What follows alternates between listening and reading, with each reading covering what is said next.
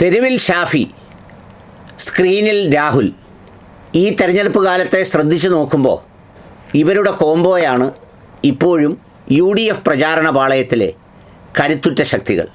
ഒളിഞ്ഞും തെളിഞ്ഞും ഇവരെ തോണ്ടിയവരുണ്ട്, കുത്തിയവരുണ്ട്, ഇതോടുകൂടി ഇവരുടെ കഥ കഴിഞ്ഞു എന്ന് വിശ്വസിച്ചവരുണ്ട്, ഇവരെ ഇനി വേണ്ട എന്ന് തീരുമാനിച്ചവരുണ്ട്, അവൻ്റെയൊക്കെ ഇളക്കം ഇതോടെ തീർന്നു എന്ന് വിശ്വസിച്ചവരുണ്ട്, ഇവൻ്റെയൊക്കെ റീല് ഇതോടുകൂടി കഴിഞ്ഞു എന്ന് പറഞ്ഞവരൊക്കെ ഉണ്ടെങ്കിലും സത്യത്തിലിപ്പോൾ തെരുവിലെ റോഡ് ഷോയ്ക്ക് ആളുകളെ ഇളക്കി മറിക്കാൻ ഷാഫിയെ വേണം.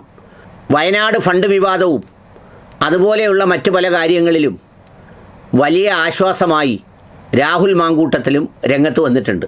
ഇപ്പോൾ പലരും അദ്ദേഹത്തിന് പ്രചാരണ ആയുധങ്ങൾ നിർദ്ദേശിക്കുന്ന അവസ്ഥയിലാണ്.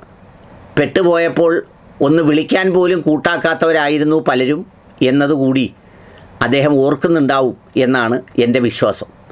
ഏതായാലും ഈ ഇലക്ഷൻ അങ്ങനെയാണ് പ്രത്യേകത നേടുന്നത്. ഞാൻ കഴിഞ്ഞ ദിവസം ഒരു സ്ഥാനാർത്ഥിയെ കണ്ടു, പേരൊന്നും ഞാൻ പറയുന്നില്ല. അദ്ദേഹം എന്നോട് പറഞ്ഞത്, യവനെ സംരക്ഷിക്കണം, രാഹുൽ ഗാന്ധിയെപ്പോലെ ഒരു കരിഷ്മാറ്റിക് ക്യാമ്പയിനറാണിവൻ, യവൻ എത്തുമ്പോഴേക്കും ആളുകൾ കൂടുന്നതിന് ഒരു കയ്യും കണക്കുമില്ല, യഥാർത്ഥത്തിൽ യവൻ സംരക്ഷിക്കപ്പെടണം എന്നാണ് വളരെ നിഷ്കളങ്കവും ആത്മാർത്ഥവുമായ ആഗ്രഹമുള്ള അദ്ദേഹം പറഞ്ഞത്. അധികം വികാരാവേശത്തോടെ ഒന്നും പ്രതികരിക്കാത്ത, ഒരുപക്ഷെ ഒരു പഴയ രാഷ്ട്രീയ സംസ്കാരത്തിൻ്റെയൊക്കെ പശ്ചാത്തലത്തിലൂടെ വന്ന നമ്മുടെ ബേബി സാറിൻ്റെ മകൻ ഷിബു ബേബി ജോൺ ഷാഫി പറമ്പിൽ ജാഥ നടത്തി തിരിച്ചു പോയ ശേഷം അദ്ദേഹത്തിൻ്റെ പേജിൽ എഴുതിയ വരികളിലെ ഒരു വാചകം ഇങ്ങനെയാണ്: തിരിച്ചറിവുകളുടെ ഈ സ്നേഹതീരത്ത് എന്നാണ്. എന്നിട്ട് അദ്ദേഹത്തിൻ്റെ വരികൾ ഇങ്ങനെയാണ്: ഏകദേശം 3 പതിറ്റാണ്ട് മുൻപ് ആവേശം വരുമെന്ന ഇതുപോലൊരു ജാഥയിലൂടെയാണ് ഞാൻ രാഷ്ട്രീയ രംഗത്തേക്ക് കടന്നു വന്നത്. കാലമേറെ കടന്നുപോയിട്ടും അന്നത്തെ ആ ജാഥയുടെ ആരവങ്ങൾ ഇന്നും എൻ്റെ ഉള്ളിലുണ്ട്. ഓരോ പുതിയ ജാഥയും എന്നെ ആ പഴയ സ്മരണകളിലേക്ക് കൈപിടിച്ച് നടത്താറുണ്ട്. ഇന്നലെ എൻ്റെ അനുജൻ ഷാഫിയോടൊപ്പമുള്ള ആ റോഡ് ഷോ രാഷ്ട്രീയ ചരിത്രത്തിൽ മലയാളി കണ്ട ജനകീയതയുടെ പര്യായമായ ഉമ്മൻചാണ്ടി സാറിൻ്റെ അദൃശ്യ സാന്നിധ്യം ഓർമ്മിപ്പിച്ച ആ യാത്ര വെറുമൊരു പ്രകടനമായിരുന്നില്ല. എൻ്റെ രാഷ്ട്രീയ ജീവിതത്തിനൊരർത്ഥമുണ്ടെന്ന് എന്നെ തന്നെ ബോധ്യപ്പെടുത്തിയ ഹൃദയം നിറഞ്ഞ നിമിഷങ്ങളായിരുന്നു.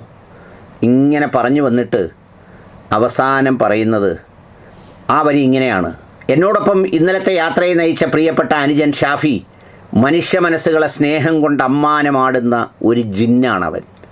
കേരളത്തിലെ യുവാക്കൾക്കും വയോധികർക്കും ഒരുപോലെ പ്രിയപ്പെട്ടവൻ. ഒരു നാൾ കേരളത്തിലെ ഏറ്റവും ഉന്നതമായ പദവി അവനെ തേടിയെത്തും എന്നതും ഉറപ്പാണ്.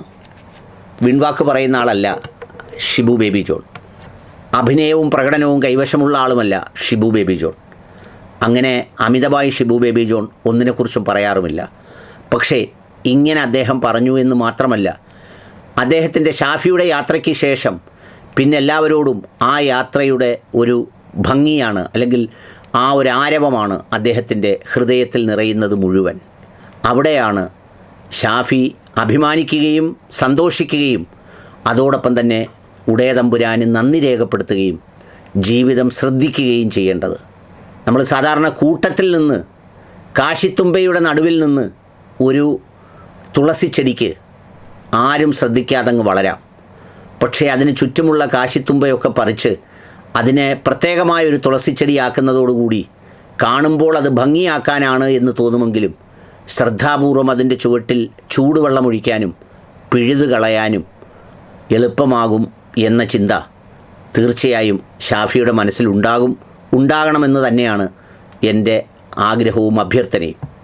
അതുകൊണ്ടാണ് കാഫർ സ്ക്രീൻഷോട്ടിലും മലബാറിൽ ഷാഫി എന്തോ ചെയ്തെന്ന് നമ്മുടെ ജേക്കബ് പറയുന്നതും ഷാഫിയുടെ രാഷ്ട്രീയത്തിന് എന്തോ പ്രത്യേകതയുണ്ടെന്ന് പറഞ്ഞു വെക്കുന്നതുമെല്ലാം ഈ പറഞ്ഞ സവിശേഷമായ പ്രത്യേകതയാണെന്ന് ഷാഫി മനസ്സിലാക്കണം.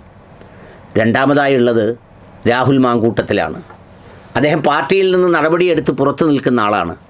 പക്ഷേ ഷാഫി തെരുവിൽ കാണിക്കുന്നത് പോലെ, ആൾക്കൂട്ടത്തെ സൃഷ്ടിക്കുന്നത് പോലെ ഫേസ്ബുക്കിൽ ആരവങ്ങൾ സൃഷ്ടിക്കാൻ ഇന്നും കഴിയുന്നത് അവന് തന്നെയാണ്, രാഹുൽ മാങ്കൂട്ടത്തിന്.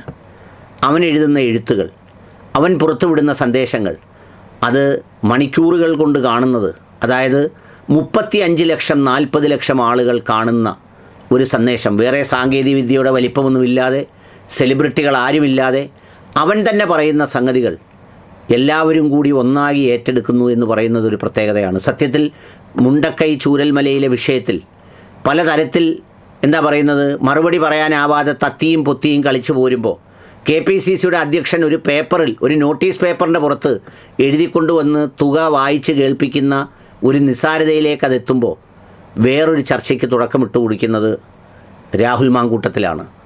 കിട്ടിയ കാശിൻ്റെ കണക്ക്, ചെലവാക്കിയ തുക, അതിനെ തുടർന്ന് പിന്നീട് ഒരുപാട് ചോദ്യങ്ങളാണ് ഉണ്ടായത്. ഇനി ഇലക്ഷന് ശേഷവും റിസൾട്ടിന് ശേഷവും ഉണ്ടാകാൻ സാധ്യതയുള്ളതും. അതോടൊപ്പം തന്നെ ഇരുണ്ട കാലഘട്ടത്തെക്കുറിച്ചും പിന്നെ രാഷ്ട്രീയമായി അവൻ നിൽക്കുന്ന അല്ലെങ്കിൽ അവൻ നിന്നിരുന്ന ചേരിയെ പ്രതിരോധിക്കുന്നതിന് വേണ്ടി രാഹുൽ മാങ്കൂട്ടത്തിൽ ഇറക്കുന്ന സന്ദേശങ്ങളാണ് ഒരുപക്ഷെ രാഹുൽ മാങ്കൂട്ടത്തിനെ ആ സന്ദർഭത്തിൽ അമിതമായി ആക്രമിച്ചവർക്കും അതുപോലെ തന്നെ രഹസ്യവും പരസ്യവുമായി വലിയ ധാർമ്മിക പ്രഭാഷകരായി മാറിയ ഇന്ന് മത്സരിക്കുന്ന പല സ്ഥാനാർത്ഥികൾക്കും ഇതേ രാഹുലിൻ്റെ സന്ദേശങ്ങളാണ് രാഷ്ട്രീയമായി അവിടെ അവർക്ക് പ്രയോജനം കിട്ടുന്നത്. അതെ, എറിഞ്ഞു വീഴ്ത്താൻ ശ്രമിച്ച രാഹുലും അതുപോലെ തന്നെ ഷാഫിയുമാണ് ഈ ഇലക്ഷനിലെ ആക്റ്റീവ് ക്യാമ്പയിനേഴ്സ്. മുകളിൽ നിന്ന് നയിക്കുന്ന സാമ്പത്തികവും മറ്റുള്ള കാര്യങ്ങളും എത്തിക്കുന്ന എല്ലാ പ്രവർത്തനങ്ങളെയും കേന്ദ്രത്തെയും സംസ്ഥാനത്തെയും തമ്മിൽ ഹാർമോണിയസായി ഏകോപിപ്പിക്കുന്ന KC വേണുഗോപാലുണ്ട്. എല്ലാ പത്രസമ്മേളനങ്ങൾക്കും നേതൃത്വം നൽകുന്ന VD സതീശനുണ്ട്. പൊതുവിടങ്ങളിലും ബാക്കിയുള്ള പ്രസംഗങ്ങൾക്കും കൺവെൻഷനുകൾക്കും ഒക്കെ പങ്കെടുക്കുന്ന രമേശ് ചെന്നിത്തലയുണ്ട്. പ്രായാധിക്യമുണ്ടെങ്കിലും പത്രസമ്മേളനം നടത്തുന്ന AK ആൻ്റണിയുണ്ട്. ഇങ്ങനെ ഒരു നിര തന്നെയുണ്ട്.